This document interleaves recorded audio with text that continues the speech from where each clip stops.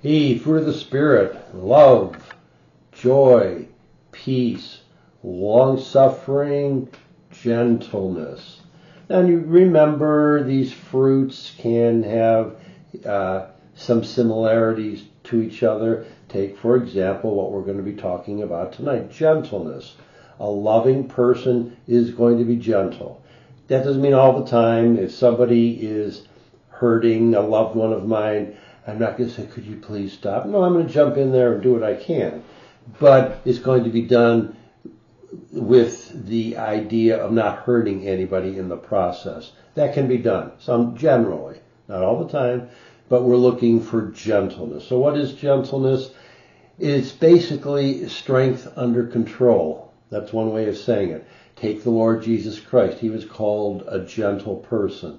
Yet he had the command of all the armies in heaven, and he could destroy the world if he wanted to. Yet he was a gentle person. He cleansed the temple. He got angry when he needed to, but for the most part, he was a gentle person. I've got a couple of notes here that I'm going to be referring to. Humility and meekness is a part of this. Not always trying to get your way, but answering people in a way that's kind and loving. It's patience with others. Remember, like we talked the other time, not everybody's going to act and say the way we want them to do, but to be patient with them and to realize they might be going through some rough times too, and to act accordingly.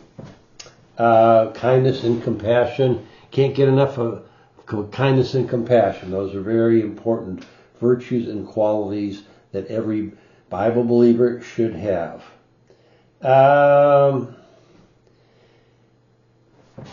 We talked about the Lord. We talked about Paul. We're going to talk about Paul, but he's another one who was a very gentle person.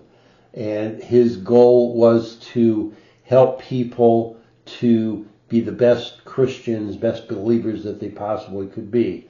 That doesn't mean that he didn't have biblical authority.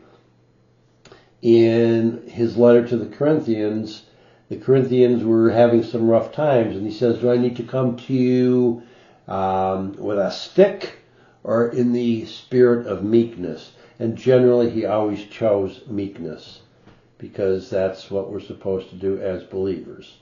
So please consider gentleness, pray for it, ask God to help you with it. We sometimes let our emotions get the better of us, and we have to work at being gentle and kind to all people. Hope you're all doing well, and we shall talk to you later.